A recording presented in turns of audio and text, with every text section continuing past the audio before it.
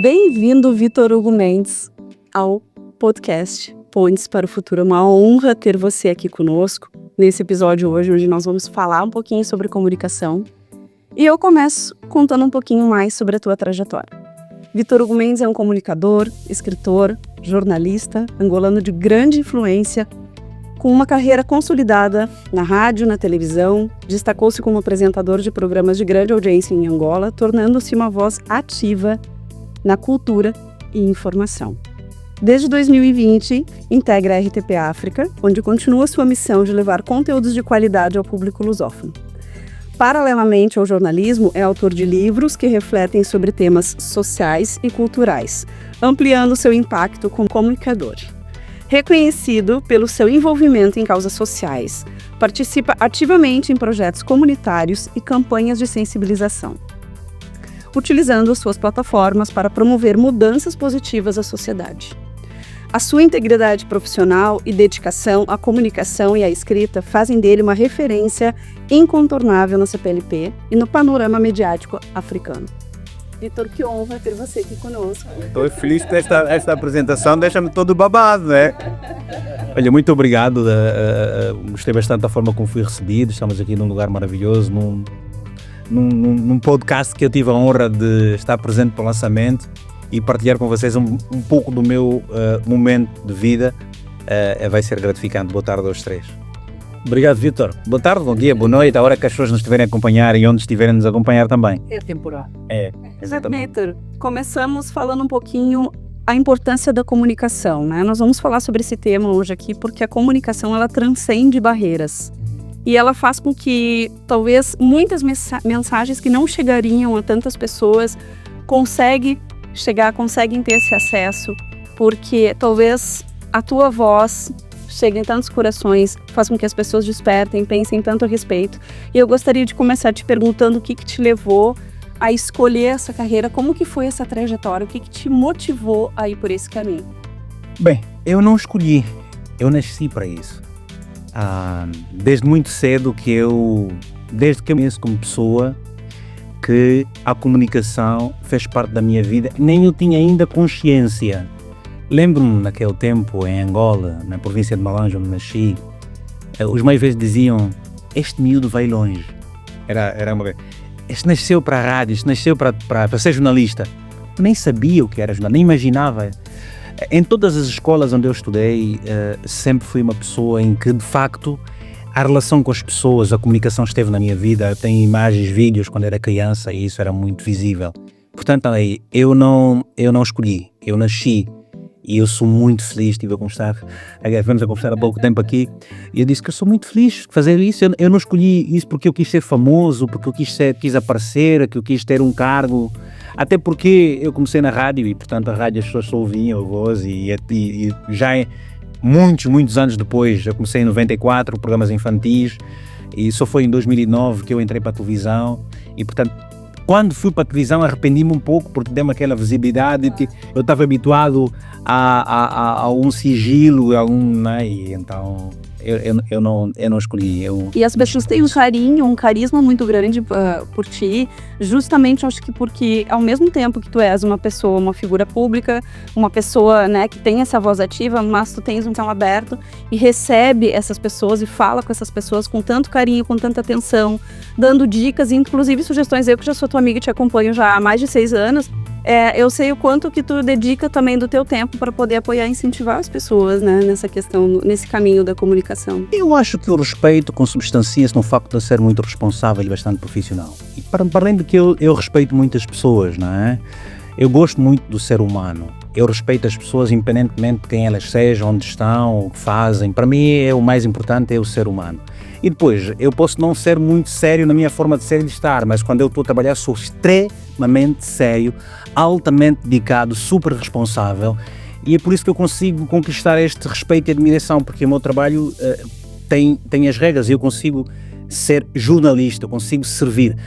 Nós não conseguimos enganar as pessoas, até podemos durante algum tempo, mas o que é original, ou seja, é difícil, é fácil ser original, difícil é conseguir isso estar nessa originalidade por todo o tempo. Cadência, que é persistência e tudo mais, e essência presente. E então as pessoas percebem isso, acompanham ao longo dos tempos e dizem, era assim. A essência do ser, não é? Gosta-se de ser, não é? Ser. Eu não consigo ser outra pessoa, sou o próprio, não é? Eu adoro isso, adoro essa minha... Sim, acho que é isso. Eu acho isso maravilhoso. Uma vibe altamente genuína, não é, Victor? Sim, Victor, é verdade, Victor com C. É Victor com C. A literatura tem sido uma extensão do teu trabalho no jornalismo, do teu percurso, não é? Sim. Como é que os teus livros refletem as tuas experiências e a realidade angolana? Uau!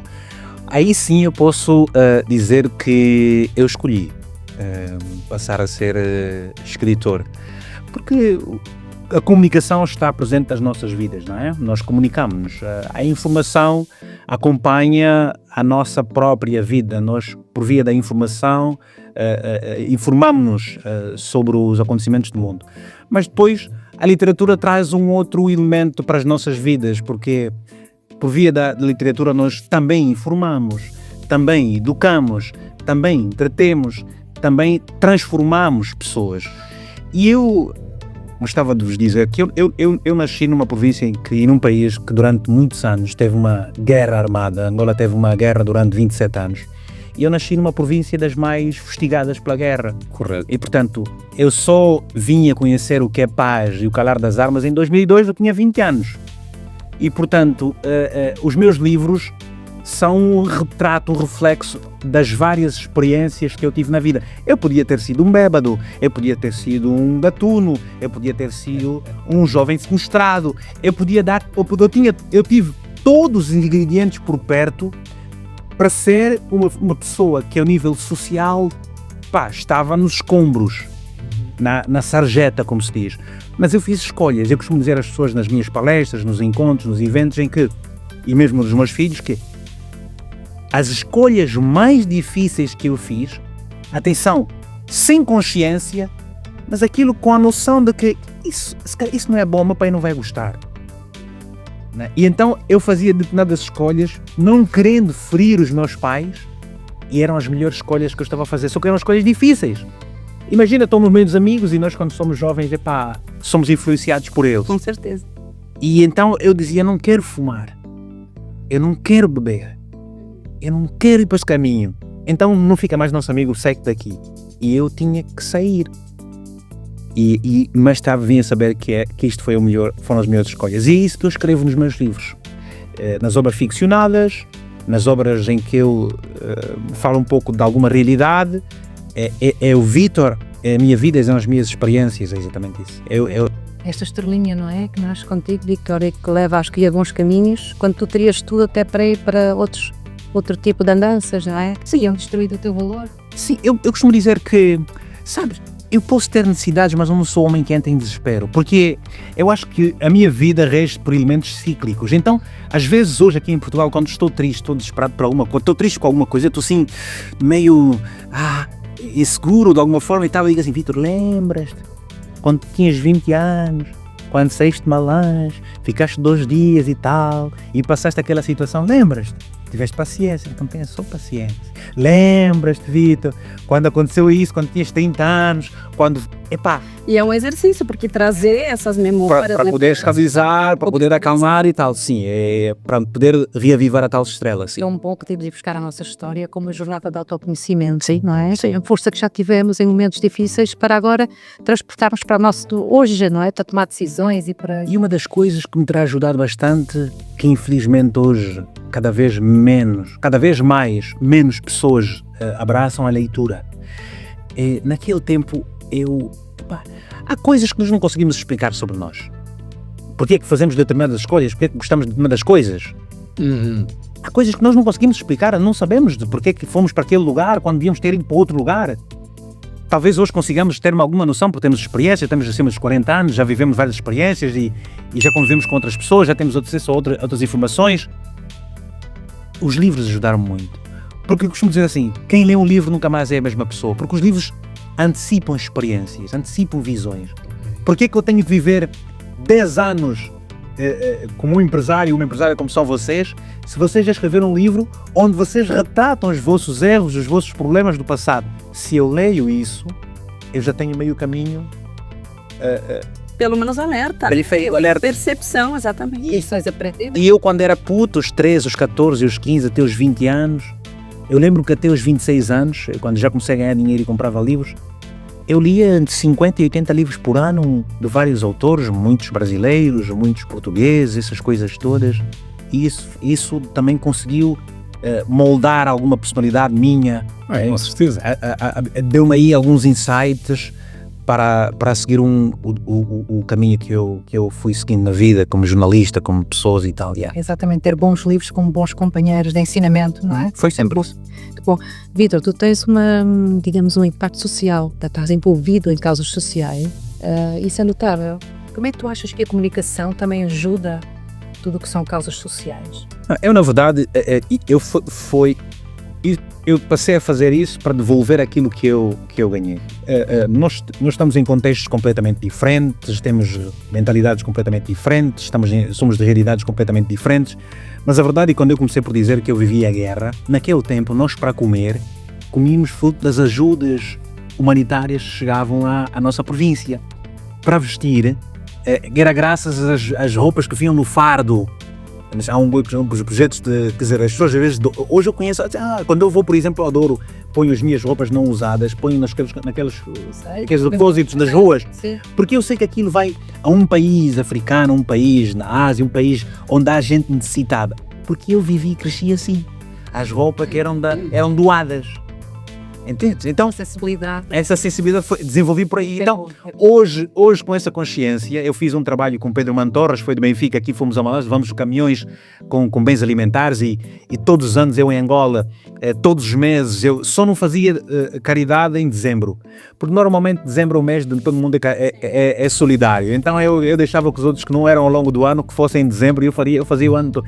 Então, eu já tinha o meu mapa cronometrado em Angola, e mesmo estando cá, tenho feito de forma indireta. Por exemplo, em janeiro eu tinha que tratar da roupa, material escolar, ok? Material escolar. Em junho e julho, que são os meses de frio, eu tinha que tratar da roupa para o frio, para as meninas e tudo mais. Eu sou o padrinho hoje de 60 meninas órfãs em Malange, da Igreja Católica em Angola, mas também em Moçambique fiz doações, e hoje com a internet vou apelando as pessoas a tentarem ser solidárias, mas é sempre bom que sejamos solidários de forma natural, Genuína. genuína, sem o interesse por trás. Às vezes há agendas por detrás, não é?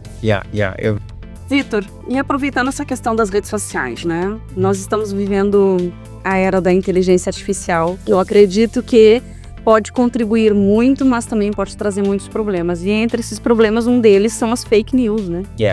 E como lidar, você que é uma pessoa, uma figura pública que tem essa aproximação tão forte com as suas redes sociais, com as pessoas que te acompanham, e principalmente também faz, né, jus à tua voz, mas me conta um pouco mais como que é lidar com essa questão da fake news e também com todas essas mudanças que estão acontecendo por conta da inteligência artificial. Há uma coisa que muita gente me diz, e quando as pessoas olham para mim, quando as pessoas lidam comigo, elas me demonstram que eu sou uma pessoa de confiança. E isso é resultado da construção de uma carreira que nós fazemos, em que procuramos sempre a informação verdadeira. O jornalismo, diferente de outras pessoas que não estão formadas, elas não têm determinadas sensibilidades e determinadas formas de avaliar certos trabalhos. Eu às vezes recebo algumas coisas no telefone, elas parecem muito verdade, mas é simples, eu vou checar. Claro. Porque o jornalista, ele tem que fazer esse trabalho de casa, ele tem que averiguar. E eu não averiguo só num clique. Eu vou ver aqui, vou ver ali e não tem nada. Muito recentemente, por exemplo, estavam a dizer que o presidente do Zimbábue tinha morrido. E eu recebi as informações e a fotografia. Eu fui fazer dois cliques rápidos nas agências internacionais e não estava nada lá. E portanto é simples, as coisas são muito básicas, não é? O jornalismo não está isento disso, já se cometeram erros. Atenção, eu lembro que uma vez a fazer um programa de televisão, estava a falar sobre Moçambique, recebemos muitas imagens e algumas das imagens que nós recebemos, porque as pessoas filmam, mandam, algumas imagens não eram de Moçambique. Mas nós recebemos e tal, e estávamos a passar aquelas imagens, eram imagens realmente de uma catástrofe, nós tínhamos recebido muitas imagens de Moçambique, de pessoas que estão em Moçambique, mas no meio de todas aquelas imagens, houve uma imagem que não era verdadeira, ok? Agora, é sempre necessário averiguar. Eu acabei de ler agora um livro que é do Yuval Noah Harari, que é o Nexus, um livro que fala exatamente sobre isso, fala sobre a inteligência artificial, a informação desde os primórdios das sociedades ao atual momento e espreitando para o futuro. É assim, nós nesta era vamos nos adaptar como sempre nos fomos adaptando. A inteligência artificial, ela é importante para muitas coisas, mas também vai sendo utilizada para outras coisas maléficas. Portanto, e no meio disso, há pessoas que criam as falsas notícias, mas existirão pessoas que vão combater sempre as falsas notícias. Aqui o jornalista será sempre importante. A luta entre o bem e o mal. É verdade. Yes. Eu não consigo entender qual é a intenção das pessoas que querem fazer maledicência. Não se consegue perceber o alcance. É para fazer barulho, não é? Não, quer dizer, nós temos que respeitar as pessoas. Existem pessoas boas, existem pessoas más. Disseste bem, é o bem e o mal. E, portanto, nós é que O mal e o mal está aí, na verdade, Vitor. No fundo, o mal nunca... É como os filmes. Nos filmes, nós vemos que o artista, não sei como vocês chamam aqui, o artista é o ator principal. Nós em Angola é o artista. Quando falamos do artista... Não, vamos lhe chamar artista. Eu adoro em Angola. Por exemplo, os filmes que nós costumávamos ver do Arnold Schwarzenegger, por exemplo, ele podia sofrer até demais, né? Mas no final ele sempre ganhava. O Rambo, ele sempre ganhava. E portanto, a mentira ela pode parecer sempre muito verdade, mas no final de tudo não existe lei para a verdade. Portanto, a verdade sempre ganha. Sempre. Ganha. Se bem vencerá. O bem vai sempre vencer. Sempre. Victor, e para jovens que estão agora a começar de realizar os seus sonhos, jovens angolanos e lusófonos também, e que possam ter aqui a vontade, não é, até de seguir uma carreira como a tua, não é, na área do jornalismo e da comunicação. Se tu tivesse aqui um jovem desse à tua frente, qual é o grande conselho que lhe dás, mesmo para aqueles jovens que não nasceram com aquela estrelinha que o destino se escolheu? Epa, só para ser que assim... Não, é impossível. Encaixou. Eu vou fazer 43 anos agora em 2025. E A sério? Yeah. E se tens 20? Então nos vê tudo. E estou falando assim, conselhos os jovens, e eu fico assim, oh man, Phoenix. Que cena. Que cena. Os teus miúdos, tu tem? Eu tenho 3 filhos. Pois. 9, 12 e 17. A caminho do quarto. Não, ainda não está a vir, mas Tem vianas a caminho, quer dizer, há de vir. Não é? Epá, está africano a fazer tudo. Depois de Portugal, você taxa na temos que meter a taxa na natalidade em Portugal.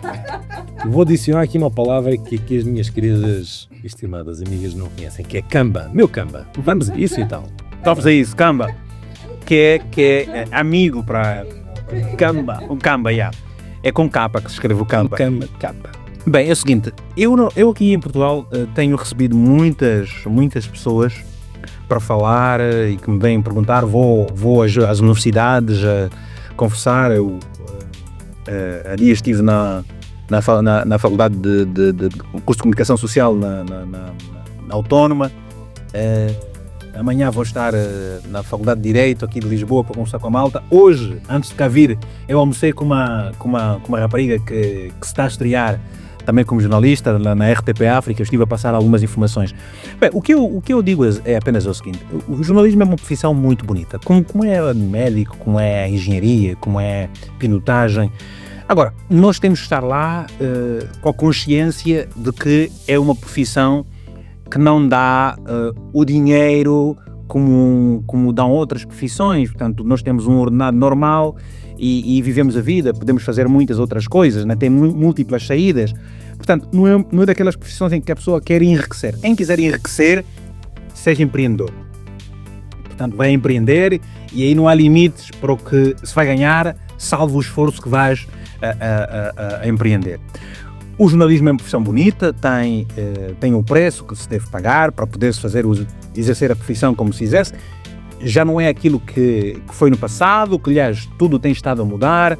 Acho que também conversamos aqui que uma empresa onde estavam eventualmente 50 profissionais, hoje por conta da inteligência artificial, das novas tecnologias, as empresas vão reduzindo custos e um dos custos que se reduzem com o pessoal para retirar salário, mas continua a haver alternativas. As pessoas hoje estamos aqui hoje, conversamos, criou-se um podcast e aqui nos podcasts, confesso-vos, há pessoas que fazem um trabalho igual, em muitos casos até melhor que muitos jornalistas, porque há pessoas que têm o dom da comunicação, desenvolvem capacidade, leem, fazem cursos e adaptam-se e desenvolvem um trabalho de comunicação. É verdade, não têm uma carteira, mas não há diferença quase com um jornalista que tem uma carteira. E, portanto, é uma profissão bonita, as pessoas podem ser independentes, criam um blog, criam um site, criam uma página, um jornal online, façam o seu trabalho, formas, né? mas têm que se comprometer com a verdade. Isso é o que vai fazer toda a diferença naquelas pessoas que realmente desejam tornar-se jornalistas. Ok, compromisso com a verdade e definição. Sim, é com a verdade e com a missão e isso faz muito bem. Hoje em dia parece ser mais fácil, é um bocadinho mais complexo, dá algum certo trabalho, mas depois tem uma vantagem que é nós conseguimos fazer escala. Por exemplo, eu produzo um conteúdo, ponho no YouTube, vai para o TikTok, vai para o Instagram, vai para o Facebook, vai para o Spotify e partilho o mesmo conteúdo, depois ele vai para múltiplas plataformas, sendo elas monetizadas, vou buscar aqui um bocadinho, depois tem os assinantes, uma coisa e, portanto, pode-se ir buscar aí o que não se vai buscar numa empresa convencional, meio de comunicação social, de rádio ou televisão. Mas é preciso fazer a estrada. E quem é jovem tem tudo para fazer isso. Vive em casa dos pais ainda, aproveita construir essa comunidade enquanto é cedo, porque um dia vai. Nós temos vários exemplos do Brasil e tudo mais, não é? Das pessoas ganharem. Antes do Felipe fazer a pergunta dele, eu me lembrei de uma coisa que eu acho que é importante tu falar também. Qual? Gostava que tu falasse sobre qual foi a tua meta batida com mais sucesso pedalando, porque eu sei que tu pedalas muito, né? É 32 quilómetros. Nossa, é tudo seguido. Isso, não, porque assim, imagina, estás 5, 6 horas a pedalar, tu paras, digamos que é um minutinho, não fazes 5 minutos parado, porque depois perdes energia, não é? Não fazes isso. Tu paras um bocadinho para fazer um xixi, para abastecer o bidão, para voltar a pôr a água, eventualmente para tirar uma banana e tal, para ver se aquilo e não sei o quê, mas é sempre pedalar, quer dizer, chega uma altura em que você já... Sim, incentivas muito, né? Eu acompanho, eu gosto de ver teus stories, porque tu incentiva as pessoas também, conta essa rotina. Eu, na verdade, se aquilo é um incentivo, é indireto, porque eu partilhar a minha própria vida, ou seja, eu estou ali a partilhar aquilo que eu faço, aquilo que eu sou, aquilo que eu gosto. Se isso serve de incentivo, bom proveito a quem tira. Estás a perceber? Do tipo, eu quando faço as coisas daí,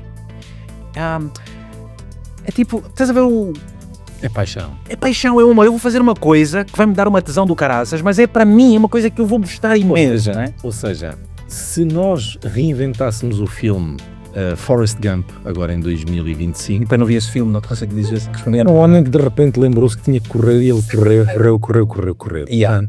Eu acho que tu poderias ser o ator principal para... agora vai-me apetecer começar a andar de bicicleta e vou andar até aqui. Sabes, isso é uma coisa que é a seguinte, faça chuva, faça sol, frio ou calor, eu pedalo. E assim, o que tem que... Olha, eu lembro uma vez que eu tinha uma preguiça do caraças, mas uma preguiça tremenda. Eu disse, ok, eu vou, só 5 km. E eu fui só 5 km. Mas fui. Exatamente, não perder na ocasião de virar ali o zip, não é? Agora, também é verdade que há dias em que digo assim, alguma coisa me diz para não pedalar. E aí eu também... Respeita. Pronto, é o Sim, corpo, não é? eu quero ter essa sensibilidade, dizer assim, não, hoje não quero e tal, não vou pedalar. Depois, como tenho os meus filhos, às vezes eu quero fazer uma aventura maluca, e eles dizem, papá, quero andar contigo. Ai, porque eu vou ter que andar devagarinho, não. Porque eu vou ter que empurrá-los demais e não sei o quê, então é assim. Vítor, quem nos está a ver e a assistir a este programa percebe claramente que tu és um homem de causas sociais, não é verdade? É inequívoco, portanto, que isso vê-se até na forma como tu respiras. Eu sou um apaixonado por Angola, por variedíssimas razões, e quando vejo alguém com o relato de vida que tu tens, eu fico fã. Portanto, passaste a ter mais um fã. Eu gostei de saber, Chorão, então. Que é só. Não sei se já tinhas passado essa parte de chorar, não sei se esqueças de chorar. Olha, uma filha às vezes, estou a ver um filme, uma filha olha assim para mim, tipo... Os convidados, a gente sempre dá um jeito de emocioná-los. Vou aproveitar esta parte aqui para falar de uma coisa que eu sempre quis fazer, que é o nosso realizador, será que está? Portanto, eu sempre achei aquela cena do...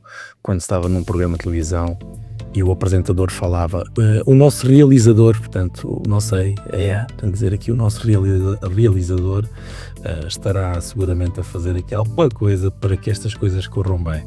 Eu gostava de te perguntar, Victor, qual é a tua maior qualidade? Eu acho que eu sou uma pessoa que procura ser o mais coerente possível, consigo próprio.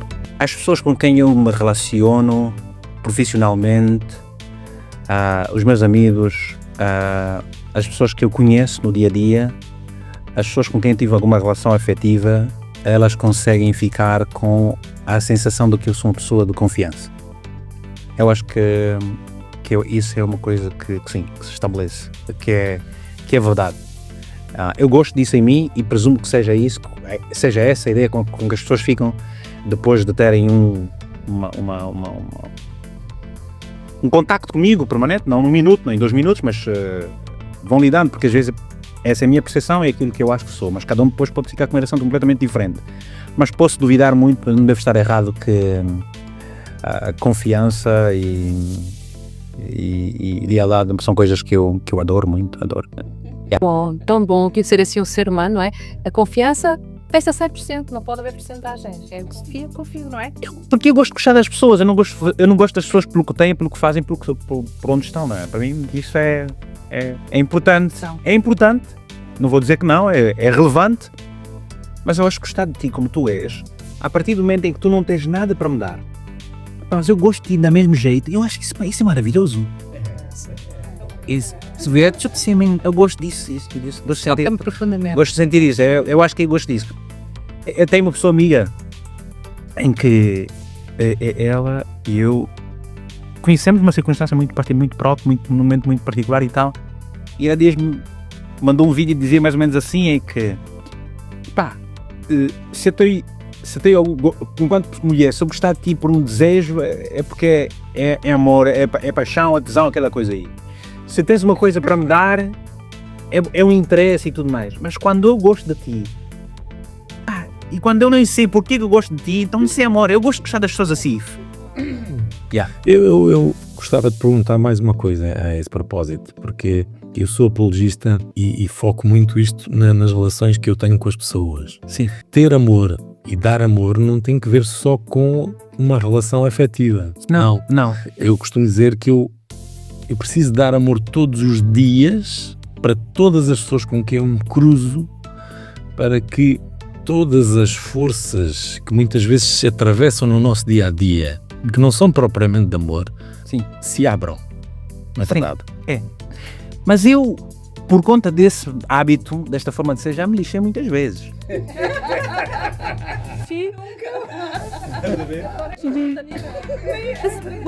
Mas essa sim. Às vezes, e talvez seja por isso hoje em dia que muita gente vai se fechando, não é? Sim. Vai criando barreiras e não sei o quê.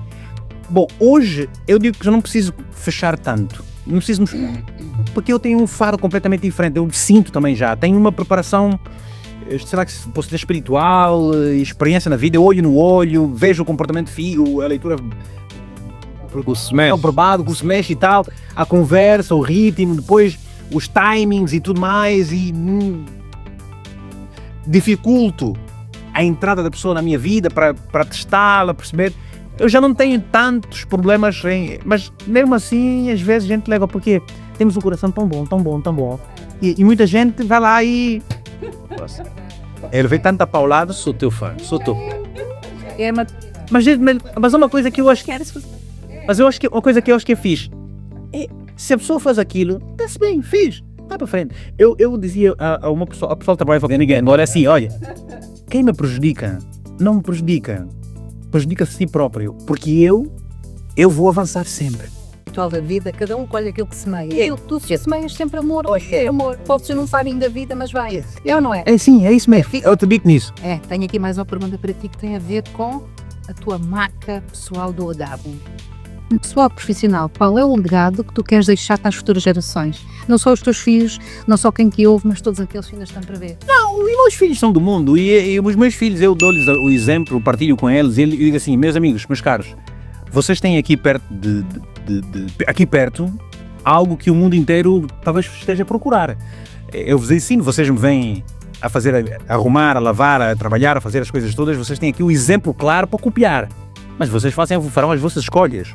O meu pai era uma pessoa que gostava, é uma pessoa, vou dizer, alcoólatra, mas eu não bebo. Podia copiar aquele hábito dele, mas eu não copiei, portanto foi uma escolha minha. Eu leio muito, os meus filhos veem-me a ler todos os dias, há muitos anos. Eu digo, leiam, compro livro para eles, eles não leem, não querem, são escolha deles. Agora, assim, para o mundo todo, legado é tipo assim, para mim, diz assim, Fónix, aquele tipo era fixe, eu aprendi isso, foi ele que disse, não. Eu não estou preocupado assim. Legado para mim não são coisas. Para mim, legado é dizer assim: eu ter sido uma boa pessoa para alguém, ter sido uma influência positiva para alguém, ter sido um fio condutor que alguém tivesse seguido para atingir os seus objetivos, ser feliz. Eu digo assim uma coisa: eu não quero ser herói de ninguém. Tu esqueci isso aí. Eu não nasci para ser herói de ninguém. Eu não nasci para contribuir eu não vou ser eu que vai deixar Portugal melhor do que é, não sou eu que vai deixar Angola melhor do que é, mas com certeza não vou ser mais um a contribuir para que Portugal, para que Angola, Portugal, para que a África e o mundo seja pior. Vou fazer sempre diferente. E para mim isso é legado. Legado para mim é o que eu vou causar em termos de impacto na vida de alguém. Porque legado é isso, acho. Então, de uma pessoa que fala, mas fala através da exercita e Chega na frente. E as palavras, né? Vítor, se me permites, tu dizes que não queres ser herói, não é? Não queres ser herói. Mas na verdade, tu tornaste-te herói, tu és um herói. Porquê? Porque tu, todos os dias, ajudas de certeza absoluta milhares de jovens a ouvirem e a fazerem algo pelas suas próprias vidas. Portanto, não tenho dúvidas que, precisamente por não querer ser herói, por teres essa humildade, tu tens exatamente a energia daquilo que é um herói. Não, eu acho que os grandes são humildes, porque a humildade é muito grande. E deixa eu explicar uma coisa que é o seguinte. Eu não tenho muitas ilusões. Para mim, a vida é exatamente como ela é vivida nos meus termos, na minha cena. Eu gosto muito da liberdade, da forma de ser e estar e tal, descontrair e tudo mais. Mas sempre com muita responsabilidade daquilo que vou fazer. Eu, de facto, tenho contribuído muito para muita gente, direto e indiretamente, influencio para pessoas que eu conheço, pessoas que eu não conheço, que me pedem ajuda sempre que posso. Eu não me faço rogado para contribuir de várias maneiras, no emprego, na saúde, na escola. Quando eu posso, eu não meço esforços e faço. Quando eu não posso, quando eu não quero, também vou te dizer, não quero, não me esquece, não estou com vontade, não estou nem aí. Normalmente, para mim o não é tão simples dizer não como digo sim. É só não vontade, se não quero vontade, não faço. Uma das coisas que me ajudou muito eu venci os complexos. Venci os complexos, não digo, mas consegui lidar bem com os complexos nos seus devidos equilíbrios. Para que o excesso de ego não me afunde e para que o não ter ego nenhum também não me retire alguma motivação, né? Eu acho que é preciso parizar aí. Eu acho e tento viver nessa base da minha forma. Vítor, quando eu cheguei aqui em 2019, nós nos conhecemos logo no início de 2020 e quero te dizer que assim, tu foi uma das primeiras pessoas que me abriu as portas no digital. Tu estás acompanhando a minha transformação e minha transição de carreira, né? Yeah. E na altura que isso aconteceu, que tu me abriu essas portas, tu me disseste, Ana, vem que eu vou te ajudar. Vou te apresentar pessoas, nós vamos fazer trabalhos juntos e vou arrumar trabalho para ti no digital. E nós começamos através de uma primeira entrevista que eu dei pra ti, pro teu programa na rádio. Nós fizemos. Ele é essa vez, da Rádio Online, tem arquivo. Isso, então. E logo depois disso, nós fizemos diversos cursos online direcionados para Angola, que possibilitou tantas pessoas que não tinham acesso à parte do digital, às redes sociais, à parte da comunicação, à parte da escrita, tantas coisas. Então, assim, primeiro quero te agradecer aqui publicamente pelo teu carinho, pelo teu acolhimento, por esse coração gigantesco que tu tens quando eu te falei do podcast. E na mesma hora dizer, mas é óbvio que eu tô dentro, tô junto. E te dizer que a tua presença no mundo, o teu ser, tu és um ser de... Isto é legal. Tu és um ser de luz. Tu és muito fixe. Isso é que me dá pica, estás a ver? As pessoas dizem-me essas coisas assim, mas eu faço o descumprido. Né? Porque és tu, essa é a tua essência. E eu quero te pedir numa pergunta final, para que tu deixe uma mensagem para Angola. Eu acho que é o seguinte, Angola não está a viver um bom momento. Nós estamos de facto numa era onde se posicionam líderes sem escrúpulo, pessoas despidas de empatia,